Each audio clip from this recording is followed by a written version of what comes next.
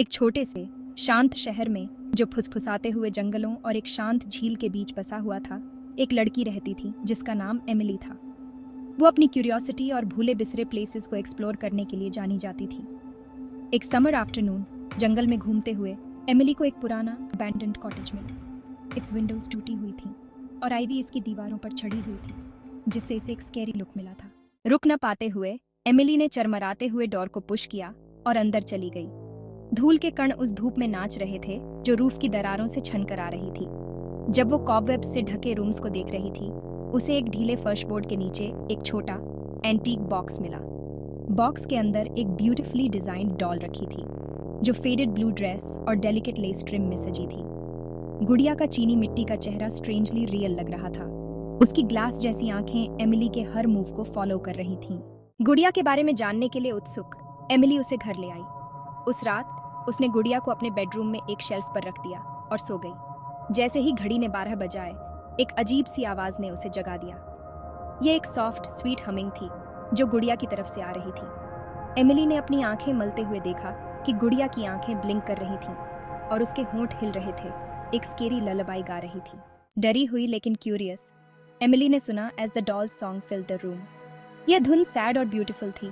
एक छोटी लड़की की कहानी बता रही थी जिसका नाम क्लारा था, जो बहुत साल पहले रहती थी। क्लारा ने खुद इस गुड़िया को बनाया था। इसमें अपना सारा प्यार और ड्रीम्स डाल दिए थे। लेकिन एक दिन क्लारा सडनली गायब हो गई, गुड़िया को पीछे छोड़ते हुए।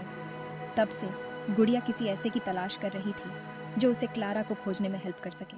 सच जानने के लिए डिटर्मिन्ड, एमिली ने अगले कुछ दिनों सिटी के हिस्ट्री के बारे में रिसर्च की। उसने डिस्कवर किया कि क्लारा उस कॉटेज के पहले ओनर्स की बेटी थी।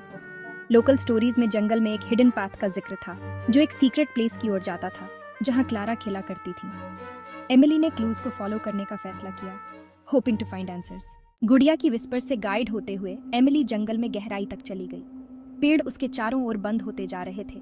उनकी ब्रांचेस लगभग एक टनल जैसा रास्ता बना रही थीं। रास्ते के एंड में उसने एक छोटा सा ग्रासी गार्डन देखा जिसमें एक स्टोन स्टैच्यू थी जिसमें एक छोटी लड़की डॉल पकड़े हुए थी। एमिली स्टैच्यू के पास गई और जैसे ही उसने उसे छुआ, उसके थ्रू गर्मी की एक लहर दौड़ गई। अचानक उसकी बाहों में रखी गुड़िया चमकने लगी। स्टैच्यू की आंखें खुल गईं, क्लारा की आत्मा को रिवील करते हुए।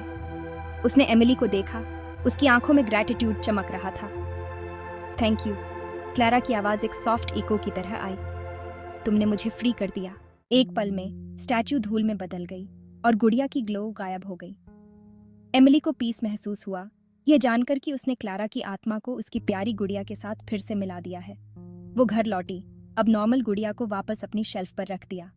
उस दिन से एमिली को जंगल और उसके शहर के मिस्टीरियस हिस्ट्री से एक स्पेशल कनेक्शन महसूस हुआ।